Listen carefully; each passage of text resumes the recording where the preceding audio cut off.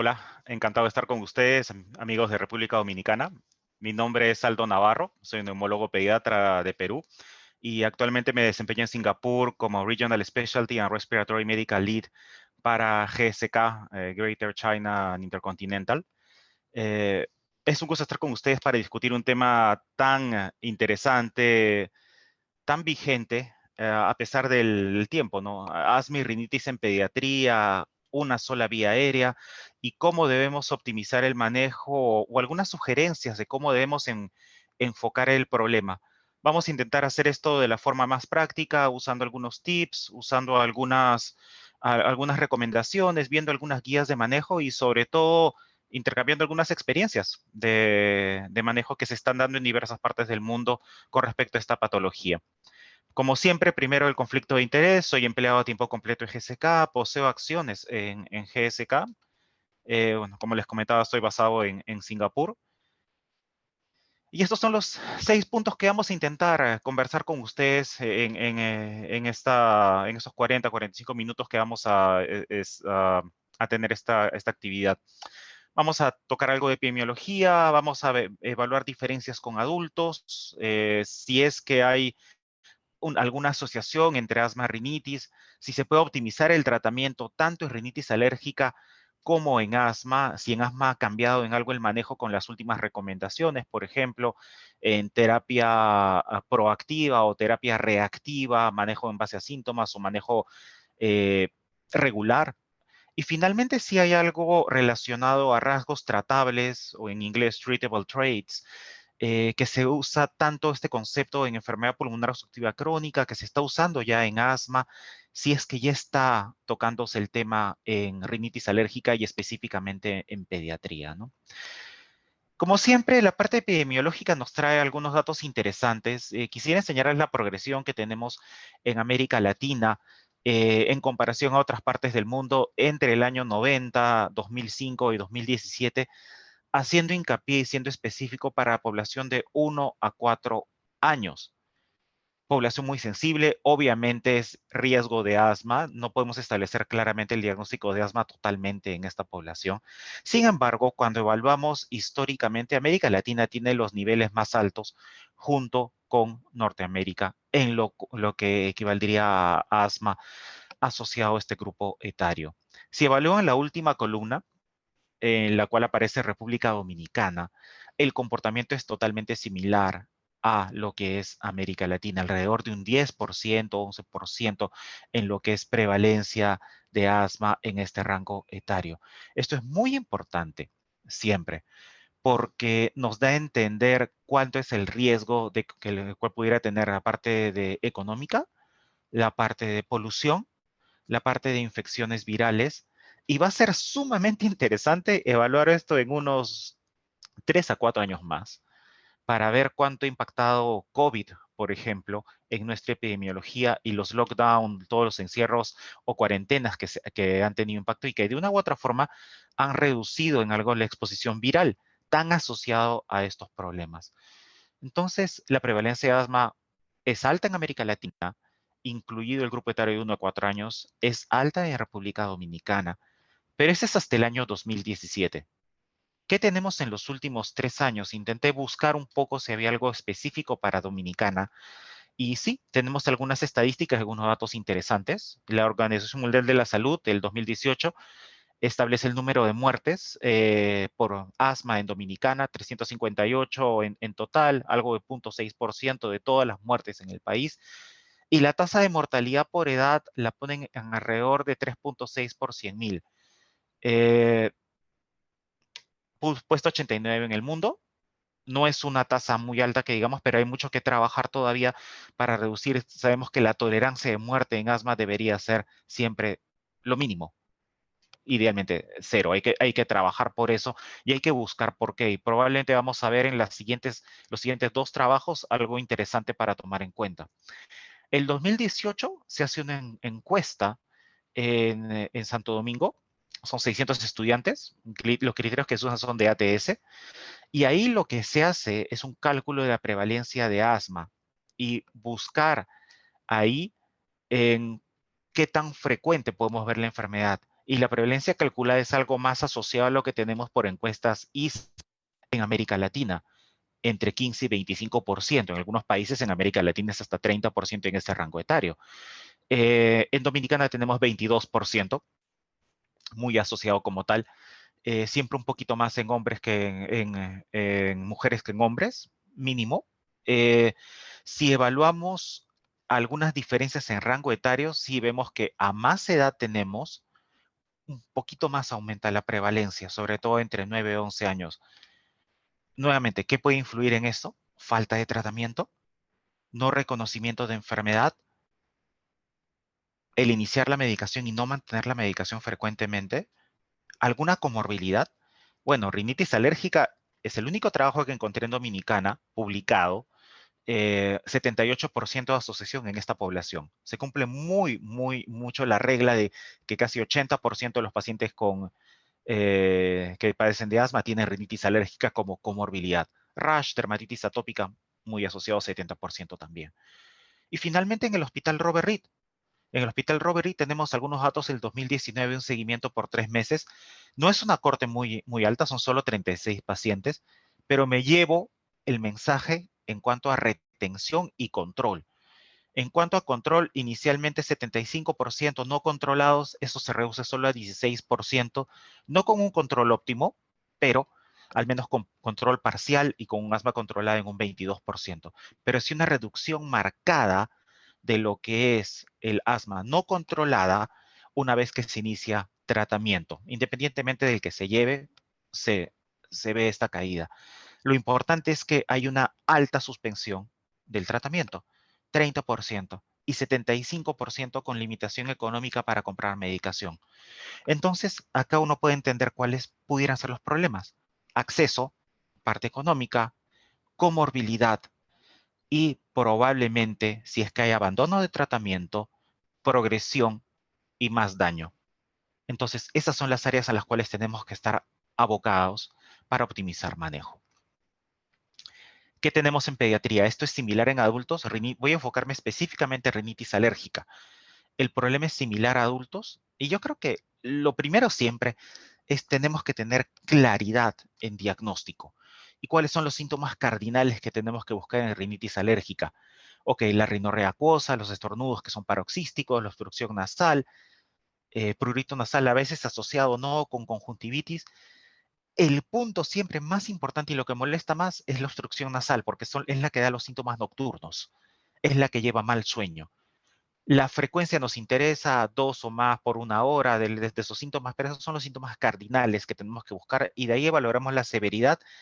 Muy fácil si impacta o no en calidad de vida. ¿Qué no sugiere rinitis alérgica?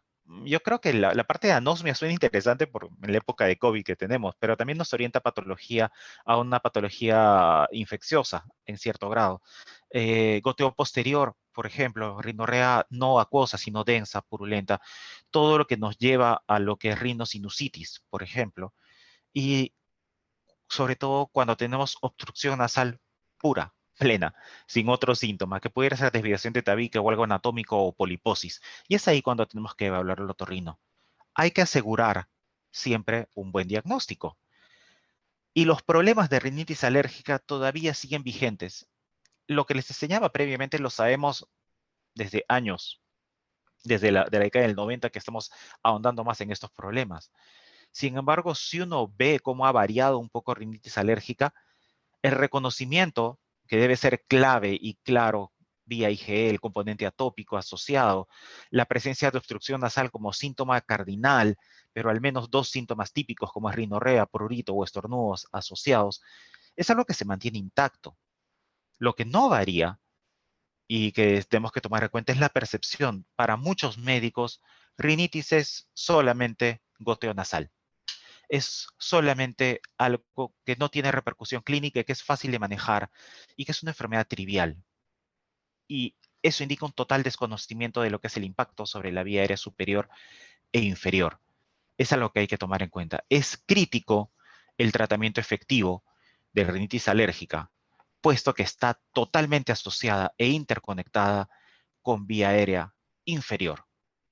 Y la vía aérea superior también tiene complicaciones como sinusitis, conjuntivitis, otitis media, que impactan en calidad de vida, y asma, o incluso en algunas situaciones riesgo para neumonía, puede estar presente y asociado a infecciones de vía aérea superior.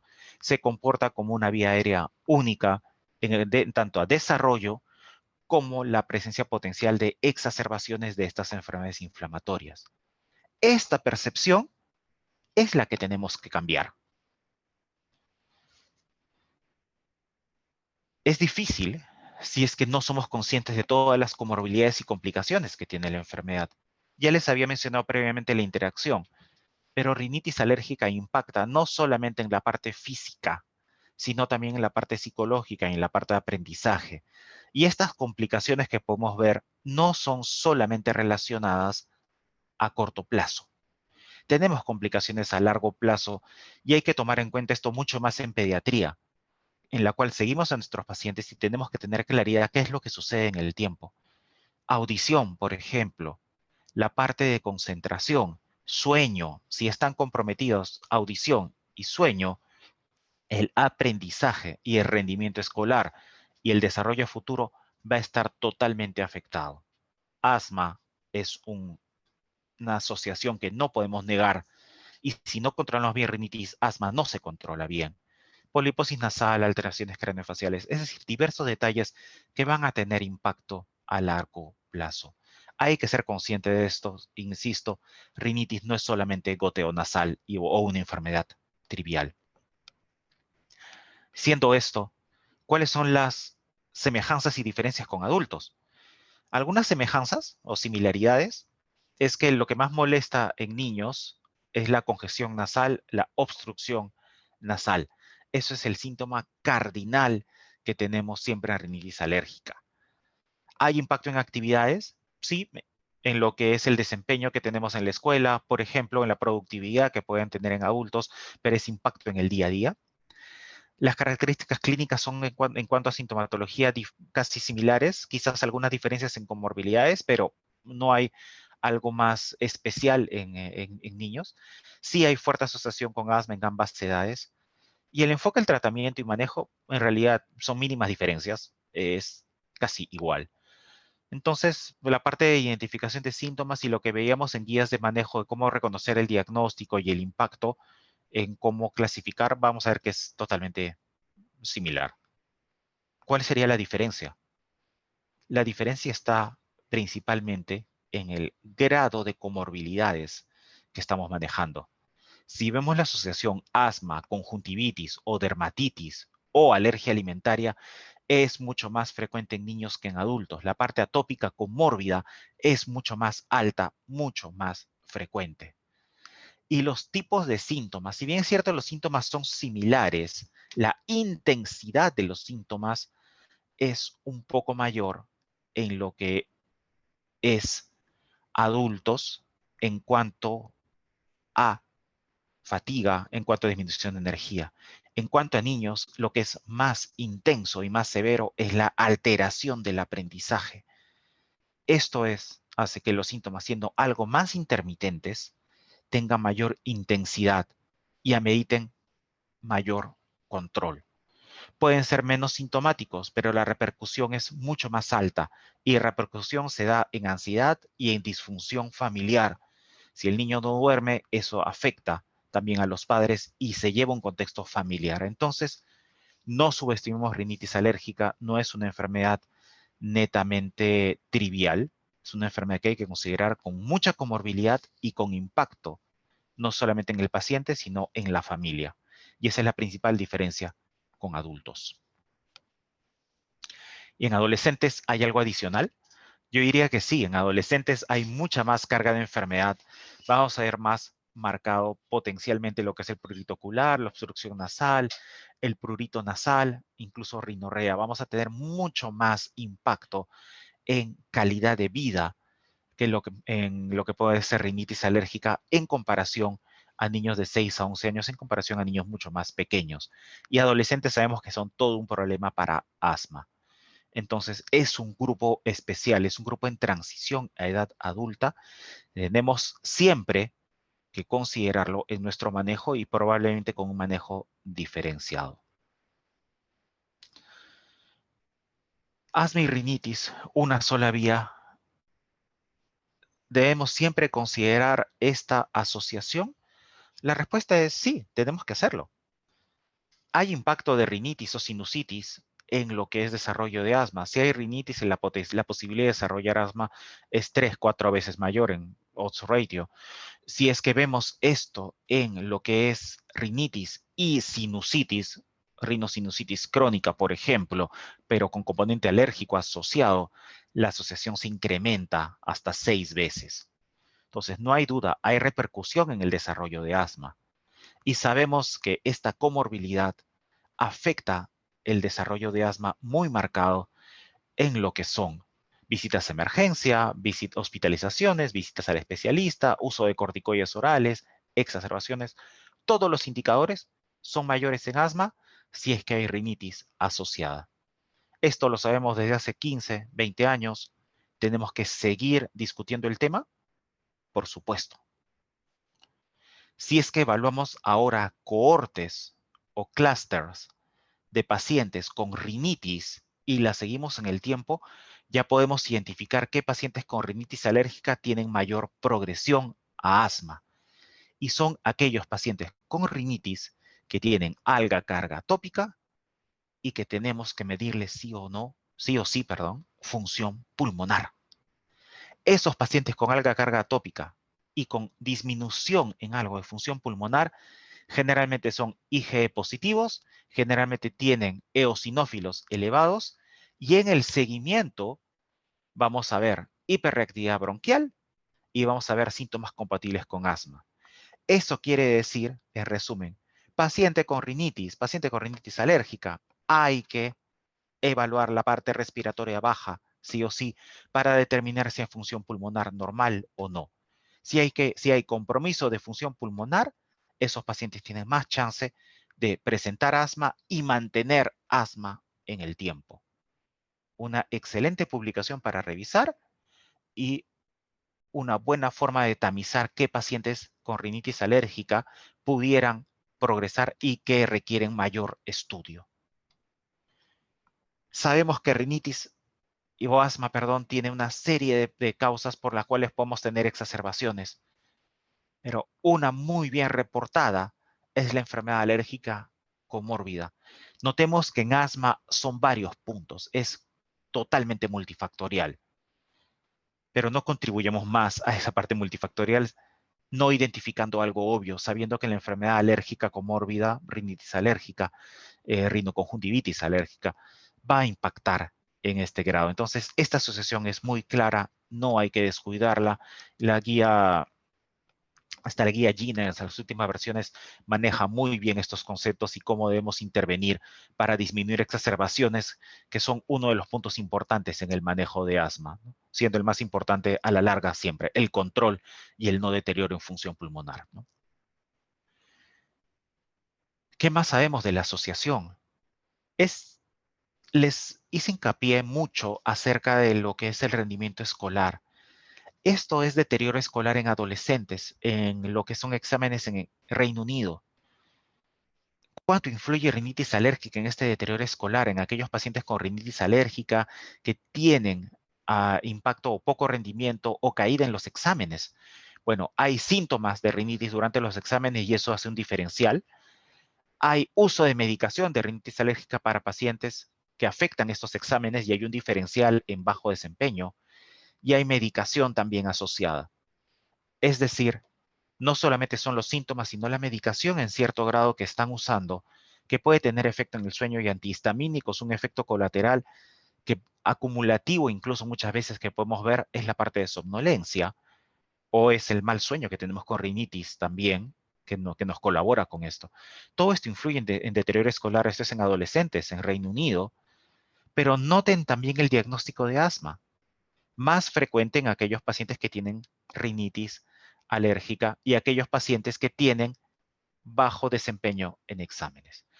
Ambas comorbilidades son importantes, ambas comorbilidades están asociadas, ambas tienen impacto mayor.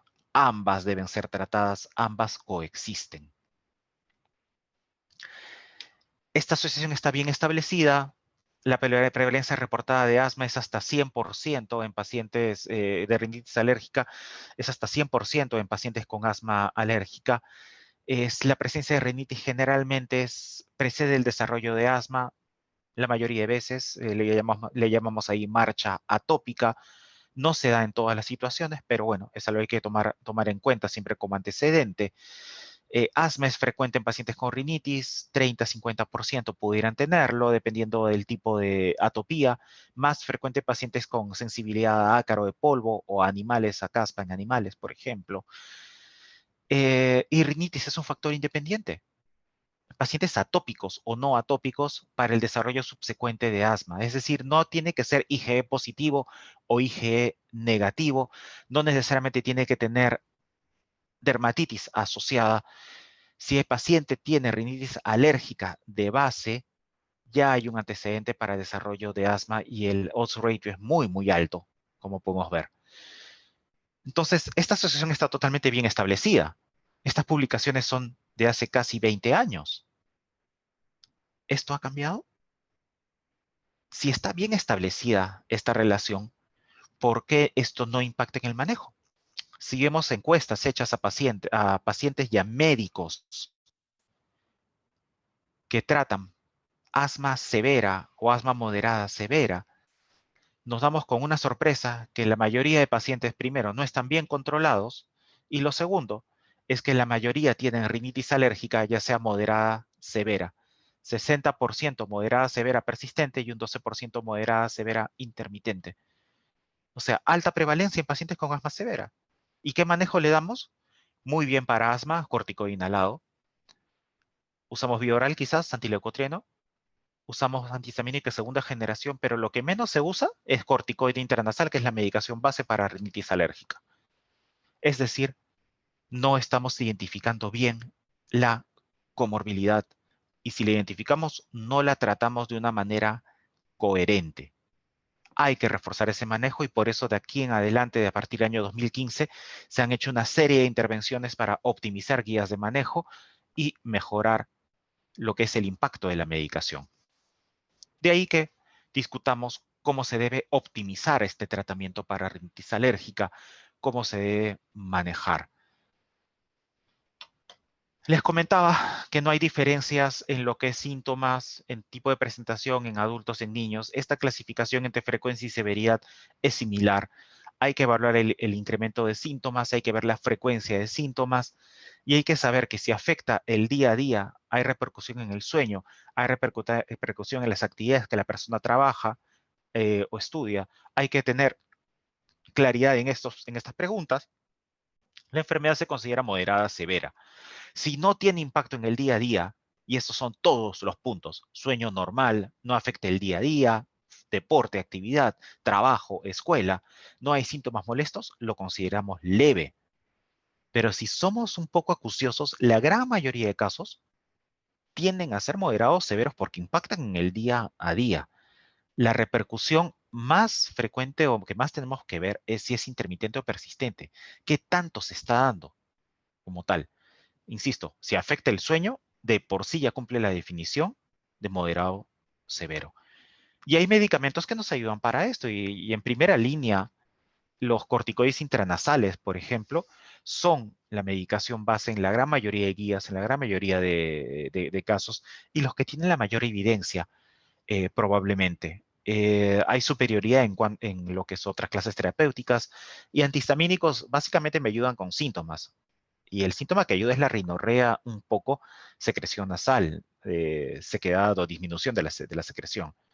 Pero no me ayuda tanto en la obstrucción de la vía aérea que se da por edema de mucosa y edema de cornetes. Es ahí donde el córtico intranasal tiene un efecto mucho más clave para lo que es manejo, al ser un antiinflamatorio, reducir migración de células y reducir lo que es permeabilidad y vasodilatación. Todos esos fenómenos los podemos ayudar solamente con una medicación tópica, con un buen perfil de seguridad. Vamos a ver esto un poquito más en detalle. Si comparáramos lo que es antihistamínicos versus antileucotrienos, versus corticoide intranasal, veríamos que, bueno, el leucotrieno, antileucotrieno es mejor que placebo, sí, reducen algo los síntomas, es mejor que placebo, hay evidencia positiva en estos casos. Si comparamos antileucotrienos con antihistamínicos, en realidad la diferencia es casi nula en lo que es la parte de manejo. No hay mucha claridad. Quizás el antihistamínico, si vemos la tabla en la parte inferior, en lo que son síntomas en general, congestión nasal, estornudos, rinorrea, ya cuando evaluamos de manera directa, uno a uno, a medicación, por ejemplo, levocetiricina pareciera que tiene más efecto de reducción en comparación con Montelucas. Quizás levocetiricina, quizás fexofenadina pudieran tener algo más de impacto, pero si vemos en macro, en realidad la diferencia es muy marginal. Donde hay una diferencia mayor es en corticoides intranasales. La evidencia es robusta en contra de antileucotrienos. Y en cuanto a antihistamínicos, realmente el perfil del corticoide intranasal es mucho más completo, puesto que maneja todo el cortejo sintomático. Esto es importante porque a veces se usa antileucotrienos vía oral para manejar vía aérea, para manejar los dos problemas, asma y rinitis. Y este es un concepto que se manejaba hace 20, 30 años.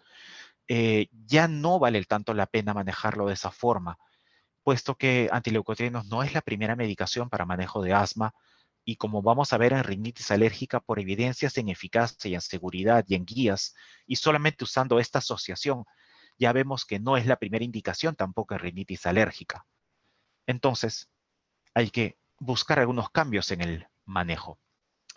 Y si vemos las recomendaciones en guías, esta es una guía muy interesante que se las recomiendo. Es del año 2015, pero se mantiene todavía vigente. Es para otorrino, pero tiene gran impacto en lo que es la parte atópica y en lo que es la parte pediátrica como tal. La guía de otorrinolaringología propone esteroides intranasales si hay impacto en calidad de vida como el eje de tratamiento. Antihistamínicos no primera generación, no clorfeniramina, es muy sintomática, mucha somnolencia, mucho efecto acumulativo. Segunda generación o modificados, levocetiricina, desloratadina. El espectro principal es prurito nasal y para estornudos, no tanto para obstrucción nasal. Es una medicación complementaria o para casos muy leves como tal. Antileucotrienos, adición, no terapia primaria. Terapias de combinación, usar dos medicamentos si hay respuesta inadecuada a monoterapia con corticoide intranasal. Inmunoterapia, sí, considerarla cuando no hay respuesta al tratamiento o cuando identificamos claramente gatillos, uno o dos gatillos bien seleccionados que nos puedan ayudar a lo que es una inmunoterapia específica. Y algunos puntos adicionales, comentarios acerca de cirugía o acupuntura, que a veces puede tener cierta evidencia. Y terapia herbal sí no es recomendada. Terapias naturales hay que tener mucho cuidado con lo que se está administrando en estas situaciones. Eh, pero ¿cómo organizamos esta guía? ¿Cómo la vemos en cuanto a manejo, en cuanto a progresión? Yo diría que en cuanto a enfoque terapéutico es muy sencillo. Lo primero siempre es evitar gatillos. Si el cuadro es muy leve, pudiera ser un antihistamínico oral o intranasal. Si hay enfermedad moderada severa, si hay impacto en calidad de vida, el eje de tratamiento en el centro de todo es el corticoide intranasal, y pudiéramos agregar antihistamínico o lo que es antileucotrieno en caso sea necesario.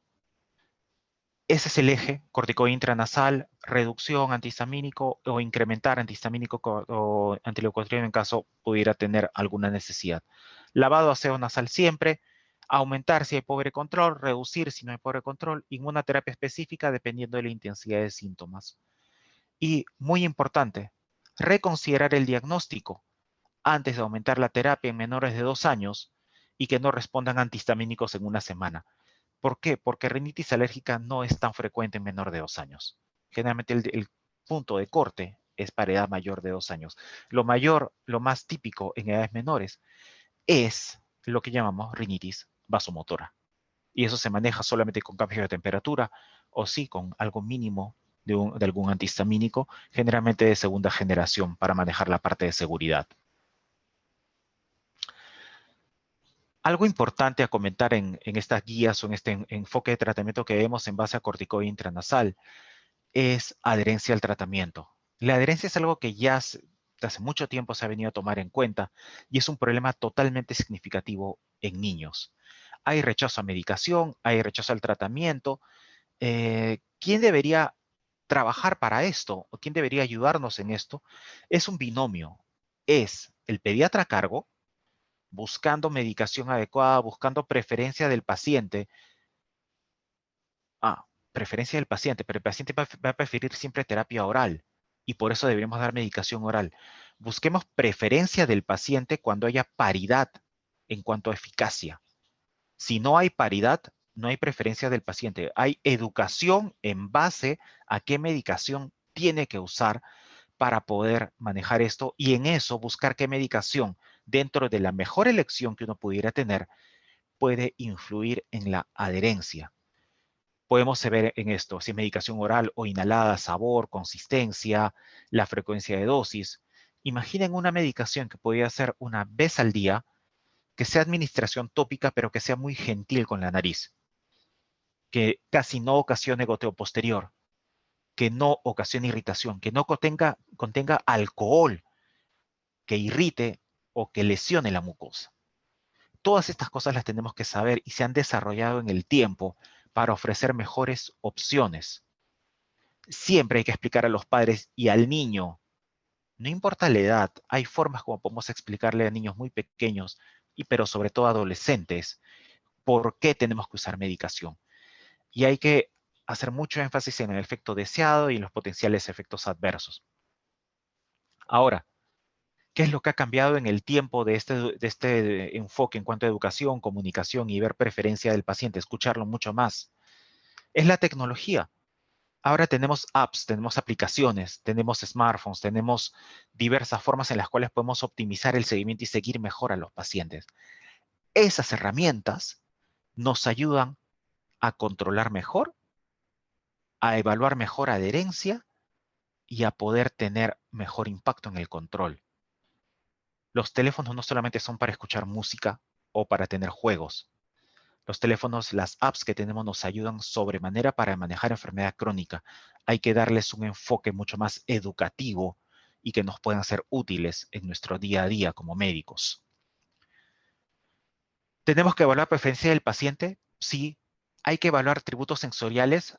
Sí. ¿Hay que diferenciar medicamentos en base a dispositivo y en base al efecto que puedan tener en el transporte o en la llegada a la zona de acción? Sí. Hay diversas publicaciones, por ejemplo, comparando furvato de fluticasona en un dispositivo especial versus furvato de mometasona en un dispositivo clásico, en el cual tenemos diferencias en el sabor amargo, por ejemplo, diferencias en el goteo posterior, menos percibido para furvato de fluticasona, el goteo postnasal y goteo prenasal es marcado y la diferencia es notoria, hay menos irritación nasal, hay menos urgencia en estornudar y se considera incluso mucho más confortable.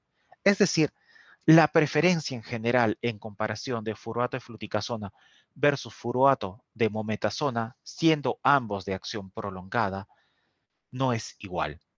Y esa es la tecnología que nos ayuda. No solamente es tener excelentes medicamentos, sino también dispositivos que nos ayuden a evaluar mucho mejor preferencia del paciente y hacer que la preferencia del paciente nos ayude a optimizar adherencia. Esto en rinitis alérgica. ¿Sabemos algo más ahora? Esto es en el año 2020, el año pasado, y es lo que sirvió de base para lo que es la actualización de la guía ARIA, la que maneja asma y rinitis. Puntos principales es que los pacientes se adhieren pobremente al tratamiento. Entonces tenemos que trabajar mucho más en la adherencia.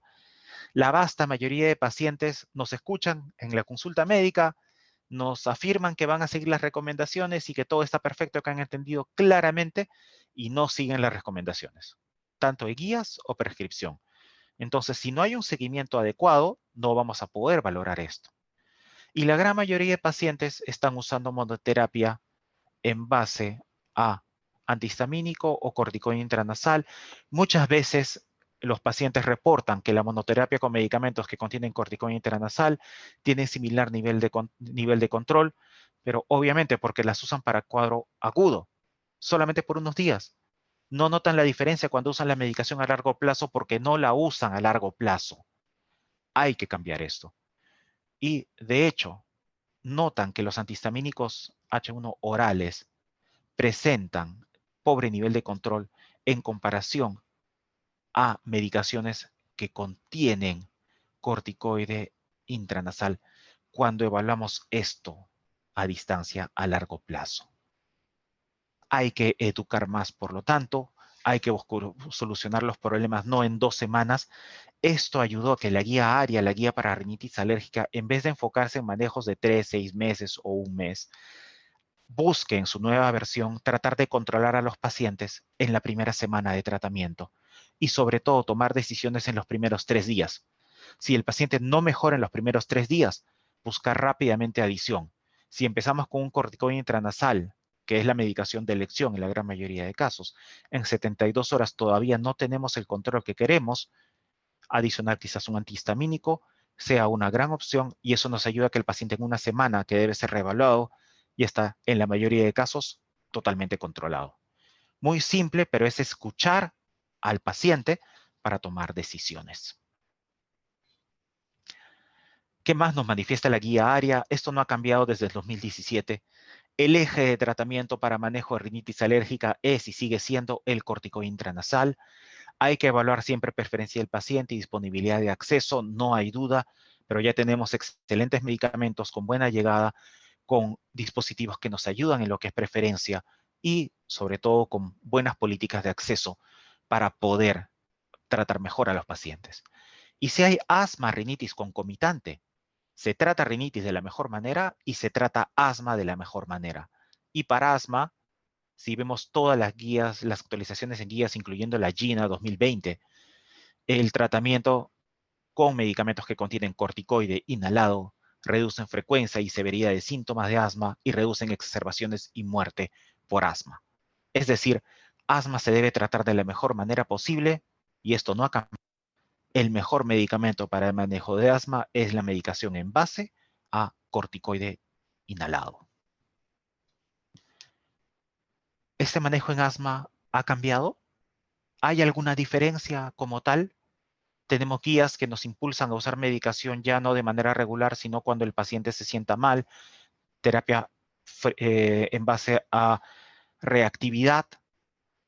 Sí, hay algunos cambios a tomar en cuenta, pero el punto práctico acá es, ¿son aplicables a pediatría? ¿Qué evidencias tenemos?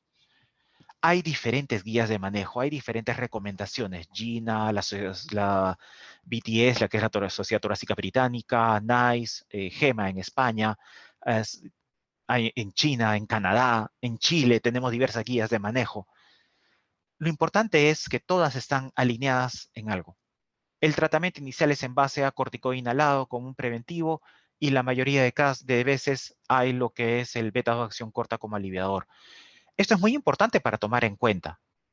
No hay un cambio en esto y hay que evaluar claramente la epidemiología y la realidad del beta-2 como tal. El beta-2, el beta de acción corta no es nuestro enemigo en el manejo de asma, es nuestro aliado en el manejo de asma porque alivia rápidamente lo que son síntomas. Lo que tenemos que ser enemigos es de usar una medicación preventiva como la única opción. Asma se maneja de una manera preventiva, no de una manera reactiva. Asma se maneja con un corticoide inhalado de base para ayudar a reducir síntomas a largo plazo. El beta de acción corta nos ayuda a reducir síntomas, a aliviar, pero no me previene asma. Entonces, eso es lo que tenemos que educar a nuestros pacientes. Y eso no ha cambiado. Sí hay un poco de menos consenso en lo que es el beta de acción prolongada, a qué edad debe ser recomendada, cómo uno maneja la terapia. Podemos discutir esos puntos más adelante. No hay una estandarización en lo que es el desescalamiento. En lo que es antileucotrienos hay ya más detalles en cuanto a seguridad. Te lo voy a mencionar como al final de esta parte. Se considera como alguna alternativa quizás como el corticoide inhalado, pero realmente está perdiendo cada vez más y más espacio.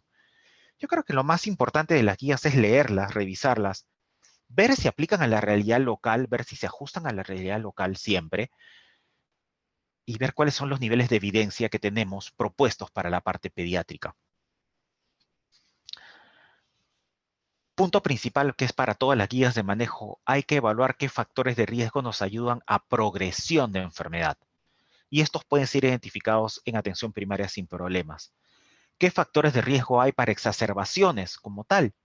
El pobre control de síntomas, la historia de exacerbaciones previa, la pobre adherencia al tratamiento. Y si evaluamos esos puntos, la gran mayoría de pacientes tiene riesgo para exacerbaciones. Por lo tanto, la gran mayoría de pacientes deberían estar en un tratamiento regular para asma, que es la indicación en esos casos. En niños, nuevamente, si solamente individualizamos la parte pediátrica, régimen de dosis subóptima, mal uso de corticoide inhalado, mal uso de medicación, pobre control de síntomas, historia de exacerbaciones previas. ¿Cuántos pacientes pediátricos tienen esto? De acuerdo a las nuevas recomendaciones de las guías de manejo, ¿deberíamos usar terapia infrecuente condicional? Falso. Tenemos que usar terapia regular, puesto que estos pacientes tienen alto riesgo para tener más exacerbaciones. Estos pacientes ya han usado previamente medicación. Estos pacientes están recibiendo una dosis subóptima que nos ayuda a una mala progresión de enfermedad. Y si evaluamos el deterioro a largo plazo, el principal factor de riesgo que vamos a ver es la falta de tratamiento de corticoide inhalado o el retraso de uso de lo que es corticoide inhalado. De hecho, parto pretérmino, bajo peso al nacer, la rápida ganancia de peso en infancia, los happy wheezer o los niñitos con reflujo van a tener alguna condición de riesgo. Pero algo muy importante es que el temor a usar medicación preventiva es lo que nos lleva a un alto punto de morbilidad. Exposición a tabaco, por ejemplo, debemos evitar ser enemigos de tabaco. Y los perfiles, ¿no? Baja función pulmonar, como les enseñé en la corte o en los datos de Corea, en rinitis alérgica. Y eosinofilia siempre es útil porque se asocia a un fenotipo que tiene más riesgo de progresión. Exacerbaciones con budesonida regular o intermitente. ¿Hay diferencias? Sí. Si usamos regímenes en pediatría, y esto se hizo en el año 2008, regímenes en los cuales usamos budesonía constante versus, por ejemplo, como glicato, que no tiene corticoide inhalado, que es un antiinflamatorio no tan fuerte, hay una reducción marcada de exacerbaciones si usamos corticoide inhalado regular 6 meses en pediatría. Y si de ahí pasamos a uso a demanda cuando tengamos síntomas y lo comparamos con terapia regular, la terapia regular tiene menos riesgo de exacerbaciones. Es decir, la terapia regular ofrece más beneficios. Es lo que deberíamos buscar. ¿Hay lugar para la terapia infrecuente, para la terapia reactiva con corticoide inhalado? Si es que vamos a tener mayor riesgo de exacerbaciones, hay que tener cuidado. No solamente veamos síntomas, no solamente veamos en cierto grado función pulmonar, veamos al paciente de una manera integral. Puede haber no diferencias quizás en algunos parámetros, pero tenemos que evaluar el control en toda su expresión como tal. Terapia regular siempre va a ofrecer mejor alivio en lo que es exacerbaciones y menos retiro en la medicación y menos uso de corticoide oral. Son todos estos beneficios los que me hacen que la terapia regular sea mucho más efectiva. ¿La terapia intermitente pudiera ser atractiva? Sí, pero es un prerequisito que tengamos a los pacientes bien educados y a los padres bien educados. Entonces, eso es lo que debemos considerar siempre. Eso es un prerequisito. Y si dudamos de eso, no está bien dar una medicación para cuando el paciente solo tenga síntomas. Eduquemos y en base a educación demos la medicación que ofrece las mayores ventajas como tal. Y si hay historia de exacerbaciones frecuentes, regulares, y eso se discutió en estas publicaciones, se debe mantener la terapia regular. Y el fenotipo en pediatría es de alto exacerbador. Tienen exacerbaciones frecuentes. Entonces, busquemos la mejor terapia para estos pacientes.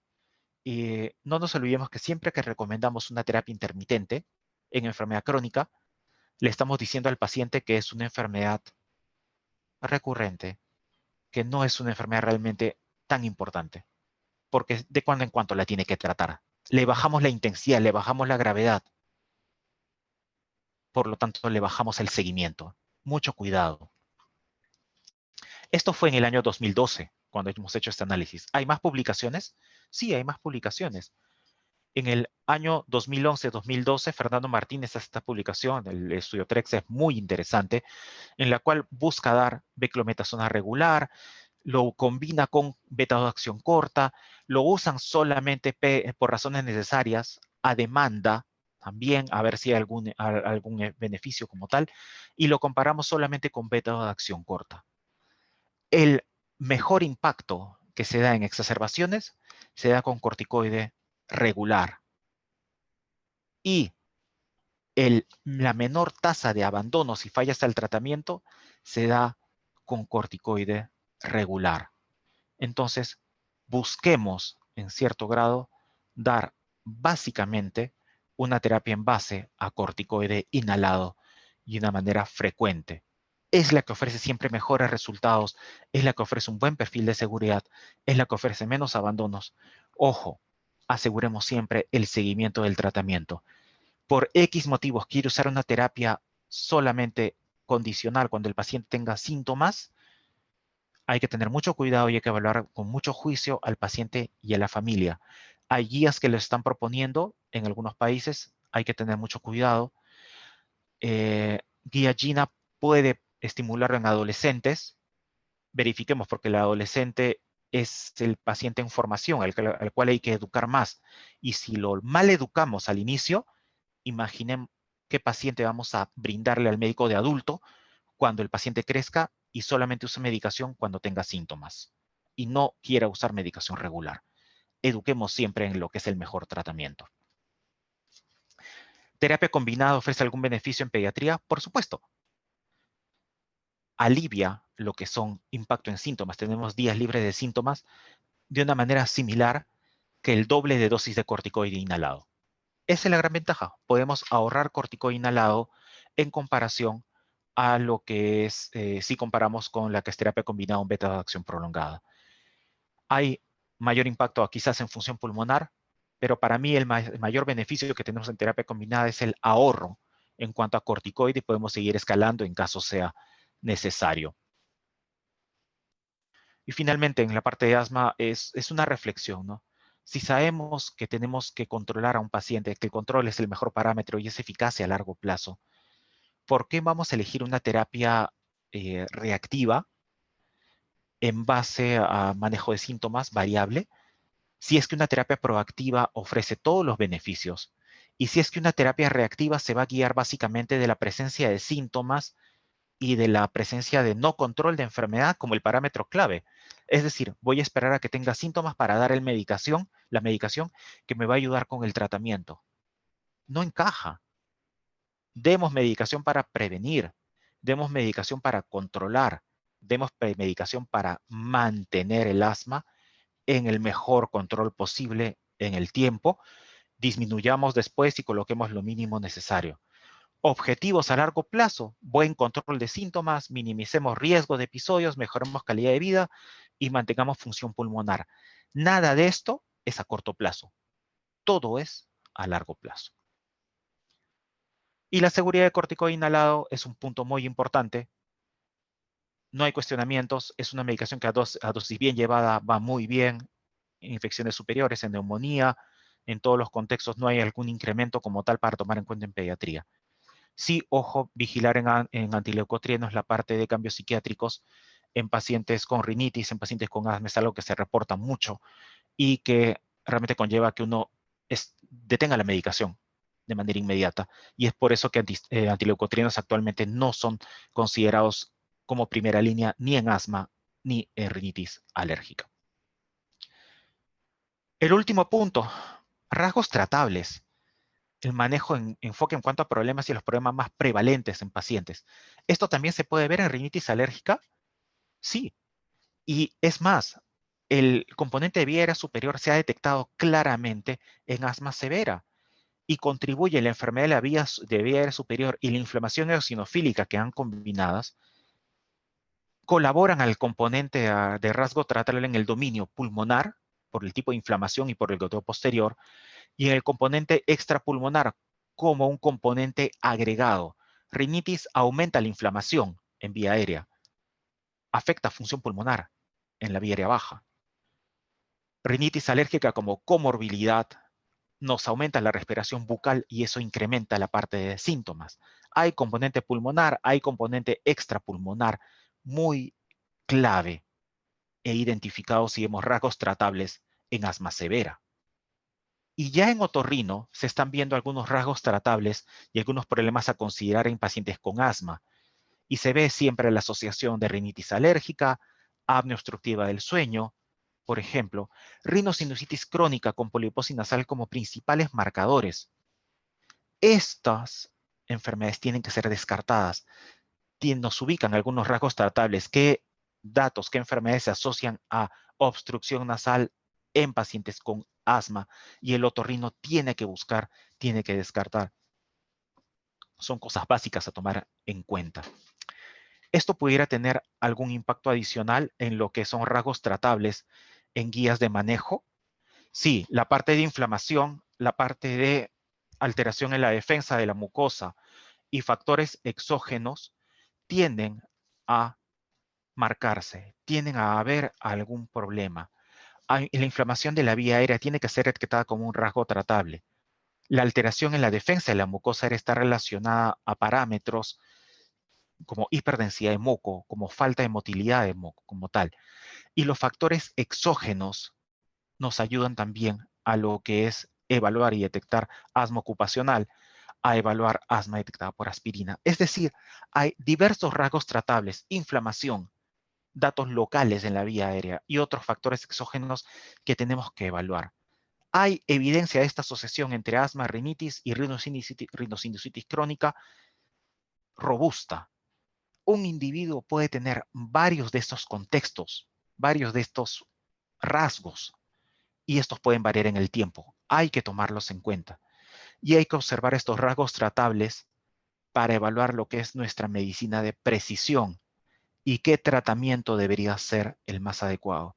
Si vamos a manejar inflamación, la base va a ser el mejor medicamento antiinflamatorio como tal. La base va a ser un corticoide intranasal muy probablemente.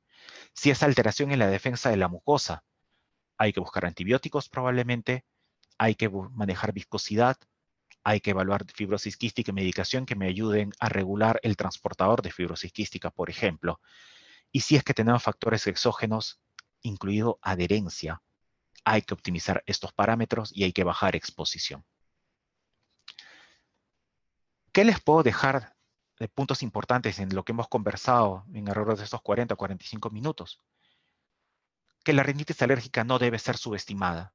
Presenta una alta carga de enfermedad independientemente de la asociación con asma y muy especialmente en pediatría. Antes de considerar cualquier intervención adicional, volver a lo básico, incluyendo rasgos tratales, porque rasgos tratales es el manejo en base a problemas y los problemas que evaluamos y los ponderamos. Hay que analizar seriamente las evidencias en torno a cada decisión. No es solamente, porque lo dice la guía, lo voy a hacer. Es porque claramente he evaluado todas las referencias que soportan una indicación y que soportan alguna decisión que voy a tomar y que deben tener total responsabilidad al momento de ejecutarse. Y finalmente, los retos en asma y rinitis alérgica son similares a otras enfermedades crónicas. La solución no está solo en la medicación. Hay excelentes medicamentos, no hay duda. Hemos cambiado esto en los últimos 20 años. Lo que hace la diferencia no es el medicamento, es el médico y la relación médico-paciente. Es un buen diagnóstico, es un enfoque personalizado, siempre generando confianza en el paciente y sobre todo en la familia. A nuestro paciente debemos dedicar siempre, sabiendo que la medicina es un arte y siempre dando nuestro mejor esfuerzo para sacar adelante a largo plazo estas enfermedades. Muchas gracias.